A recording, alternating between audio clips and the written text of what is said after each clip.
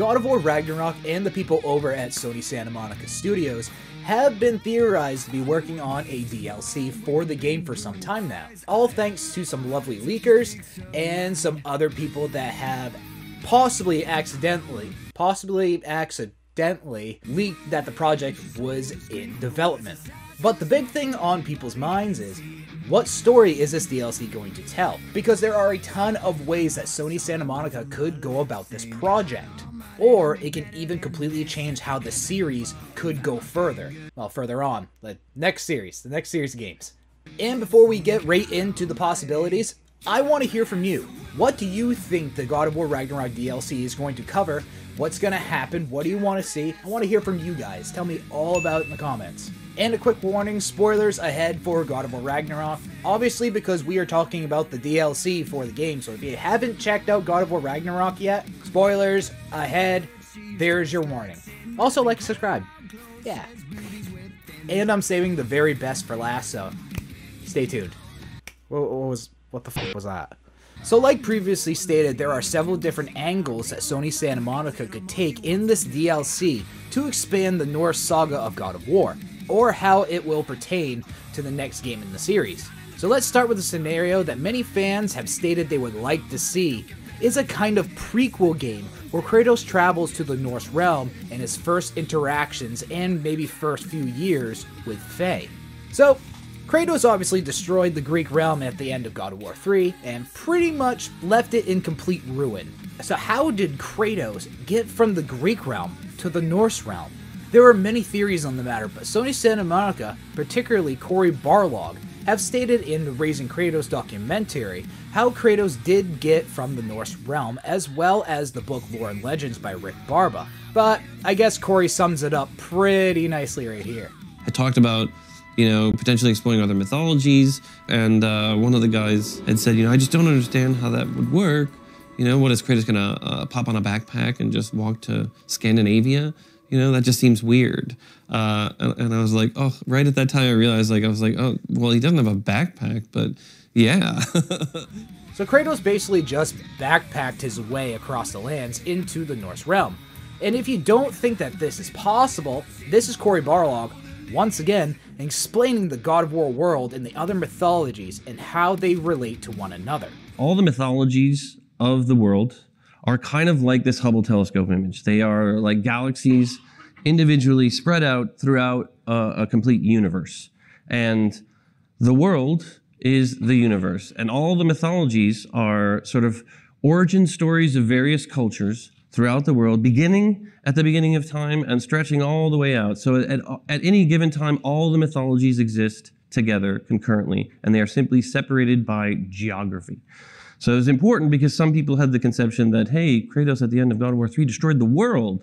Well, he destroyed what they believed the world was in Greece, which was their world. Everybody believed their world was the only world. So obviously this is canon, but what we are really missing is Kratos' experience on his way to the Norse realm. Where did he go? What exactly did he do? Did he help people or cause more destruction in his wake? Did he take down more monstrous creatures? The list goes on, and this is just thinking about how he got there, and not what happened when he finally did. When Kratos and Faye met, they had an epic battle, and they began with a mutual respect for one another. But, don't you kind of want to see it? How Faye fought, and how ferocious she could have been. Also, the instance where three wolves kind of dragged Kratos basically to Faye, basically where she wanted him. And can you imagine any beast or anything getting the better of Kratos for any length of time? It's freaking Kratos! I'm surprised there wasn't more death involved in all this. But bringing Kratos to Faye and their relationship growing, possibly in their early years of Atreus as well, up to where we first meet him in God of War 2018, would be a great prequel game and a very good DLC for God of War Ragnarok. But this is just one example. But another idea what the DLC for God of War Ragnarok could cover is kind of dark, but a story I would personally love to explore, and that is Sindri's story after God of War Ragnarok. What is going on in Sindri's mind? I mean, I do understand losing someone close to you way before their time, specifically relating to Brock. Even though Brock has already died in canon before the events of God of War 2018, and Sindri brought at least the majority of his soul back to save his brother. But this time, Brock didn't come back. Brock died at the hands of Odin, and Odin's soul was sent to oblivion thanks to Sindri.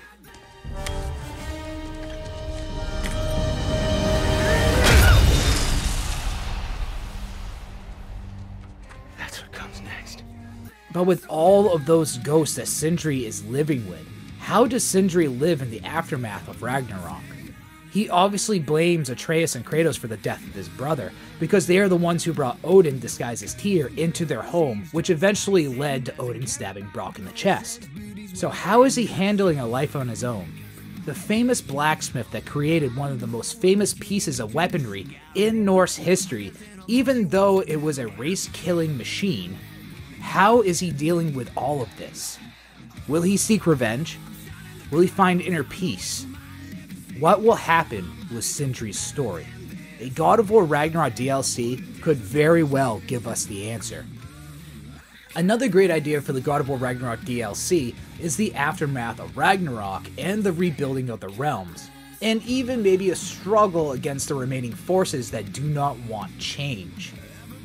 So at the end of God of War Ragnarok, a mural of Kratos being worshipped and loved by the realms and the beings in them for peace and putting it back together. How about a DLC that brings this idea to life? A world where Kratos is not known as the Destructor or the Destroyer or the Ghost of Sparta, for instance, but as Kratos, the Builder, bringing back the realms as in a new light, in a peaceful light. I mean, this is what could lead Kratos into another mythology altogether, seeking something that they need for a realm or just the world in general. This could bring them into the next mythology because Kratos and possibly Freya, if she's still around, could help them rebuild or bring peace to something. And this is where the new game would take place. I mean, it's a solid theory. And this goes very well hand in hand with my last theory and my favorite theory on what could happen with the DLC and how the next game intersect. And here it is, the last theory goes over Atreus and his search for the remaining giants with his partner in crime, Angrboda. Well, it's probably far from a crime trying to find out more about who he is and who he's supposed to be, trying to bring back an entire race that had been hunted and killed for a long time, which is probably going to come with some serious complications. Wow, that was a mouthful. And let's be honest, there have to be a few still out there hiding, trying to live out the remainder of their days, and possibly plotting their revenge. So Atreus and Angrboda are going out and doing this, finding the giant, pretty much going all over the place. I believe they might start in Jotunheim, you know, the realm of the giants, because, you know, having their realm sealed and placed between the realms for protection. This would be a great place to start in their search for being a safe haven for the giants, who are probably still hiding from Thor and kind of don't want to get the shit kicked out of them. But since Angrboda has basically been there her entire life, I am sure that she knows most of the giants that are still around of the realms, or at least heard of them, and I'm sure we probably will meet them on our journey. But I do not think this is where we will spend the entire game. I think we are going to learn a lot in Jotunheim, possibly a lot to do with Faye, and more of her backstory, possibly some prophecies pertaining to Loki, and I really do want to see this. Maybe some more giants that Atreus could be even related to. Because I've kind of thought this since we originally figured out that Atreus is Loki. But does he have any family left on Faye's side? Does he have a grandparent? Maybe another sibling, maybe two. Or just a crazy ass uncle that's weirder than and Faye never talked to him because he's basically just, you know, in the head. But I digress. Jotunheim could be a really good focus if Sony Santa Monica does take this route with the God of War Ragnarok DLC. But this might just be a stopping point, or maybe even their home base, kind of like Brock and Sindri's home for Kratos and Atreus, you know, the base for Ragnarok. I think they'll have to expand their search to find even more giants that Tyr, I mean, the real Tyr by the way, hid somewhere else. It is possible on Tyr's journey to other lands and other pantheons that he may have brought a giant or two along with them to hide somewhere Thor and Odin couldn't find them. He may have hid some very important giants in a very different place, such as royalty or, something like that. And this is where we could go in this DLC. So what I think will happen is Atreus and Angerboda will go on search for all of these giants who have left the Norse realm and hid somewhere else. And this could be a great connection piece for the next main series of God of War in another land, in another pantheon of gods. Let's just say we are going to Egypt, because this is probably the most common theory that where we're going next. So Atreus and Angerboda show up in Egypt, and they are hunting around for hidden giants. They come across several different enemy types and monsters that fill the new land, maybe even some gods they could help out or fight along or fight in general. Either way, Atreus and Angerboda are running around this new world, and things go wrong. I mean, really wrong. Something detrimental that kind of stops them in their tracks, and they do not know what to do next. This is where I think a great place for Big Daddy Kratos to show up, connecting the DLC with the next main series game in the God of War series. This is how I would do it personally if I was writing the DLC and the new game, but you never know with Sony Santa Monica. And let me know that you liked this video by hitting that like button right there, straight down there somewhere. And think about subscribing, we do a lot of cool stuff over here. That was convincing. And above all, good night and happy gaming. Good night, everybody!